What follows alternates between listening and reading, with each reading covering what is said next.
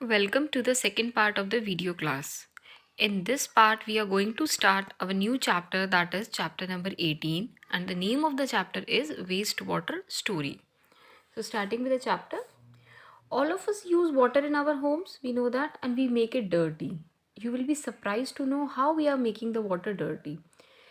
Water gets dirty when it is rich in leather, mixed with oil, black brown water that goes down your drains from your sinks, showers, toilets, laundries.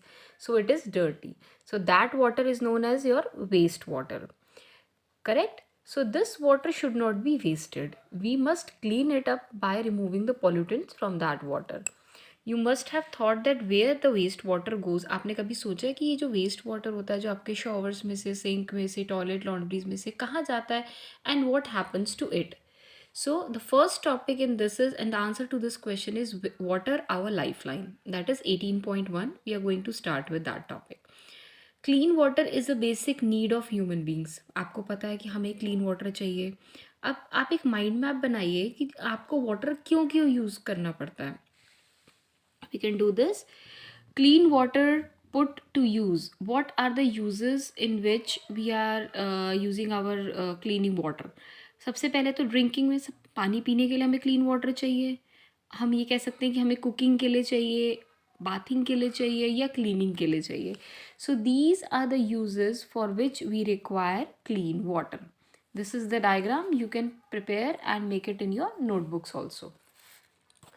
Coming to the next paragraph, clean water that is fit for use is unfortunately not available to all. आपको पता है कि India में बहुत ज़्यादा water की scarcity है, clean water की, और बहुत सारे ऐसे लोग हैं जिनको क्लीन वाटर अवेलेबल नहीं होता. It has been reported also that 1 billion of our fellow human beings they do not have an access to safe drinking water. मतलब जो साफ़ पानी हम लोग पीते हैं उन लोगों को वो नहीं मिल पाता है.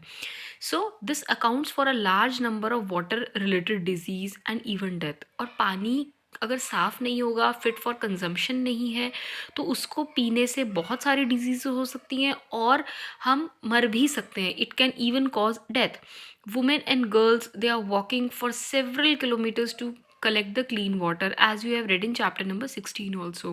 So it is not a serious matter for human dignity. आपको नहीं लगता कि ये बहुत ज़्यादा serious matter है? So we have studied in chapter number 16 that increasing scarcity of fresh water because of the population growth, pollution, industrial development, mismanagement and other factors also. तो हमने ये सारी चीज़ें पढ़ी हैं अपने chapter number 16 में. I have told you. We know that in this urgency of the situation, the World Water Day, which is being celebrated on 22nd of March.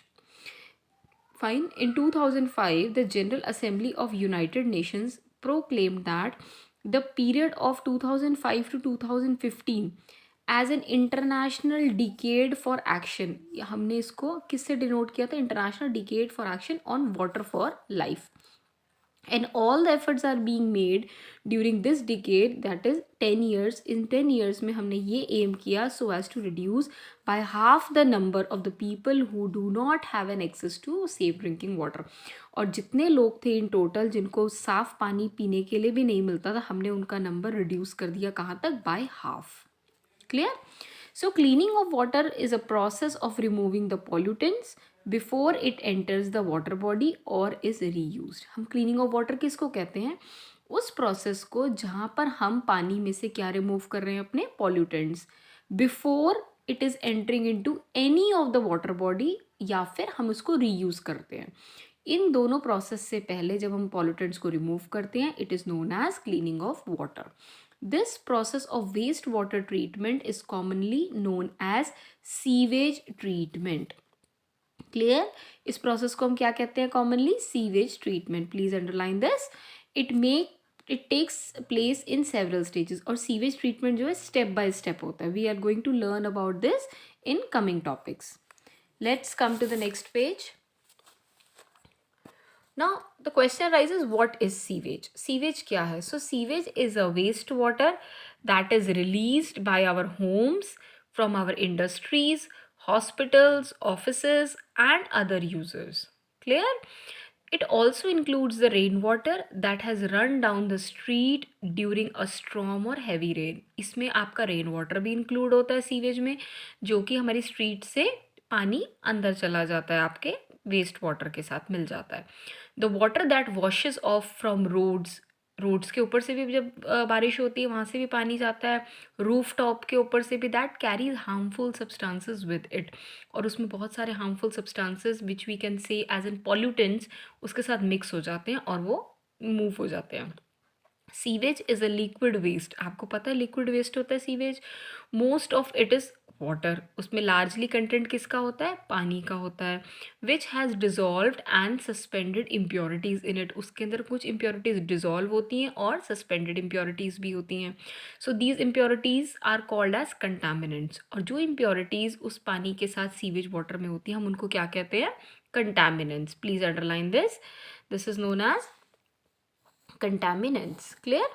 Now coming to activity 18.2, you can locate an open drain near your home. आपके घर के आसपास कोई अगर open drain हो या school के आसपास कहीं भी रोड साइड पे, you can inspect the water which is flowing through it. You can record the color of it, कि उसका कलर कैसा है, उसमें ऑर्डर कैसी आ रही है. Definitely if it is a waste water या ड्रेन तो उसमें से बैड ऑर्डर आएगी. And any other observation if you find that, you can discuss with your friends and your teacher, and you can fill up the following tables. That is your this table 18.1. We know that sewage is a complex mixture and which is containing some suspended solids, organic and inorganic impurities. Both kind of impurities are present in the sewage, that is organic and inorganic. Moreover, some nutrients, saprotrophic and disease causing bacteria and other harmful microbes are also there. If we talk about some organic impurities, it includes human feces, animal waste, oil, urea, etc. Fine. Coming to the next part, it also includes pesticides, herbicides, fruits and vegetable waste also. Next is your inorganic impurities. अब inorganic impurities में क्या आएगा? आपका nitrates आ गए, phosphates आ गए, metals आ गए. उसमें nutrients भी होंगे, कुछ फॉस्फोरस और nitrogen as a nutrients it is present. and bacteria and other microorganisms also. इसमें कुछ cholera causing microorganisms, some typhoid causing bacteria and such as which cause dysentery. These all are waterborne diseases which are caused because of the bacteria and other microorganisms that are present in the water. Clear? So next is your 18.3, water freshens up. How the water freshen up an eventful journey. In our home or any public building, generally one set of pipes bring clean water. हमारे घर में पानी आता है एक pipe से clean water, and जो दूसरा सेट होता है that takes away the waste water. और दूसरा पाइप जो आउटलेट होती है उसमें क्या जाता है? हमारा waste water. So we can imagine we could see through the ground. what would see a network of a big and a small pipes are called sewers. अगर हम घर के बाहर देखें तो जनरली रोड साइड मतलब रोड के नीचे सीवर्स लगे होते हैं which are forming a sewage system. उसमें एक सीवेज सिस्टम होता है जिसमें कि आपका वेस्ट वाटर वहाँ से फ्लश आउट होता है और ट्रीट भी होता है. It is like a transport system that carries a sewage from the point of being it is produced. ये एक ट्रांसपोर्ट सिस्टम होता है जहाँ से सीवेज जो है जिस पॉइंट पर प्रोड्यूस हो रहा है वहाँ से लेकर to the point of disposal, जहाँ पर उससे डिस्पोज ऑफ होना है या फिर जहाँ पे उसका ट्रीटमेंट प्लांट है वहाँ तक जाता है. सीवेज भी ट्रीट होता है. Fine. So manholes are located at every 50 meters to 60 meters in a sewerage at the junction of two or more sewers at the points where there is a change in the direction. Generally 50 to 60 meters पर एक junction होता है जहाँ से अगर कोई turn आना हो, कोई और पॉइंट से सीवेज एड ऑन होना हो तो वो पॉइंट्स कहाँ पर होते हैं? जहाँ पे चेंज होता है डायरेक्शन में. Clear? Next is your activity 18.3. इसमें हमने क्या करना है? हम एक सीवेज रूट जो हमारे घर में है या स्कूल में बिल्डिंग में कहीं पे उसको स्टडी करते हैं. We can make a line diagram of that and we can walk down the street और सर्वे टू द कैंपस की हाउ फ्रॉम और you can say from where the sewage is entering into the system, what is the point where it is being produced and where it is getting exhibit और जहाँ पर वो and हो रहा है और जहाँ पे उसको ट्रीट किया जा रहा है. In case if you do not have an sewage system in your locality you can find out where it is being disposed of. आप वहाँ पे भी देख सकते हो. You can check this on online also. So treatment of polluted water. If you perform some of the following activity, it will help you to understand the process that take place at the waste water treatment plant. अब question ये आता है कि हम polluted water को treat कैसे करते हैं. We are going to understand this in activity 18.4. We can divide ourselves and I can divide you people into the groups to perform the activity and we can record the observation at each stage. सबसे पहले हमें क्या करना है, एक large glass jar लेना है जो 3/4 फुल ऑफ वाटर होना चाहिए. ठीक है, उसमें हम कुछ डर्टी ऑर्गेनिक मैटर डालेंगे जैसे कि ग्रास के पीसेस हो गए, ऑरेंज पील हो गई, या थोड़ा डिटर्जेंट ऐड कर दिया, फ्यू ड्रॉप्स ऑफ इंक और कोई भी कलर. ये सारी चीज़ें हमने इम्प्योरिटीज़ उसमें ऐड कर दी. Then we can cap the jar and shake it well. हमने उसको कैप करके बंद करके उसको शेक किया. And let the mixture stand in the sun for 2 days. और उस जार को हमने 2 दिन कहाँ रख दिया, सन में रख दिया, धूप में. After 2 days we can shake the mixture and pour the sample into the test tube. उसके बाद हमने मिक्सचर को शेक किया 2 दिन बाद, उसको एक टेस्ट ट्यूब में हमने उसका छोटा सा एक सैम्पल ले लिया. We can label that test tube before treatment. Coming to the next paragraph, हमने उसको क्या करा, बिफोर ट्रीटमेंट सैम्पल नंबर 1 से लेबल कर दिया. So how does it smell. Use an aerator from an aquarium to bubble air through the sample in the glass jar. हम वहाँ से एक्वेरियम में से एक एरेटर ले सकते हैं जिससे कि हम उसमें से बबल एयर करेंगे अपने सैम्पल में और उसको स्मेल हमें पता चल जाएगी. Then allow several hours for aeration. उसके अंदर हमने पानी एयर डाल दिया, उसके अंदर एयर सर्कुलेट होगी. And leave the aerator attached to it overnight. और पूरी रात के लिए हम उसको अटैच रहने देंगे. If you do not have any aerator you can use a mechanical stirrer और a mixture. You may have to stir it many times so that the air can be adjusted and accumulated in that particular test tube. The next day when aeration is complete, pour another sample into the second test tube and label it as aeration after aeration sample number 2. We can fold a piece of filter paper to form a cone. हमने cone बना लिया. You can see in this figure 18.2. देखा आपने cone? Fine. So wet the paper with tap water and then insert the cone into the funnel. Mount the funnel on a support. You can place the layer of sand, fine gravel. हमने उसको क्या करना है, filtration process के लिए ready करना है. ठीक है, उसमें क्या करना है, फाइन ग्रेवल, सैंड और मीडियम ग्रेवल्स भी हम फनल के अंदर डाल सकते हैं. Actually an filtration plant does not use filter paper, but हमने क्योंकि ये एक्सपेरिमेंटल कंसेप्ट देख रहे हैं हम लैब में, तो इसलिए हमने ऐसा फिल्ट्रेशन बनाया. But the sand filters it several deep meters. Pour the remaining aerated liquid throughout the filter and into the beakers. Do not allow the liquid to spill over the filter. If the filtered liquid is not clear, आप उसको थोड़ा time रख सकते हैं and you can filter it and again till you get the clean water.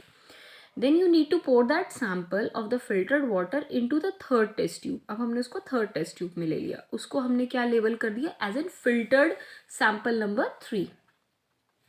You can put another sample of filtered water into the fourth test tube and you can add a small piece of chlorine tablet. You can mix it well under so that the water is clear and you can label it as a chlorinated sample number 4. हमने उसको क्या नाम दे दिया, chlorinated sample number 4. Next is we can observe carefully the sample in all the test tubes. Do not taste it. You are not allowed to taste that water, just smell it. Fine. And now answer the following question. You have to do this activity and you have to answer these questions and I'm going to provide you with these answers in the next video. What changes do you observe in the appearance of the liquid after aeration? Aeration के बाद क्या हुआ, क्या उसके liquid के color में कोई changes आए? Did aeration change the color? क्या aeration की वजह से color change हुआ या order change हुआ? What was removed by the sand filter? Sand filter ने कौन कौन सी impurities को remove किया? और क्लोरीन हमने जो डाला उसने जो रिमूव कर दिया क्या कलर, और क्लोरीन की वजह से क्या कोई स्मेल उसमें आ रही है. What it is worse than that of the waste water, क्या वो वेस्ट वाटर से भी ज़्यादा वर्स था. So we are going to find out the answer in the next video.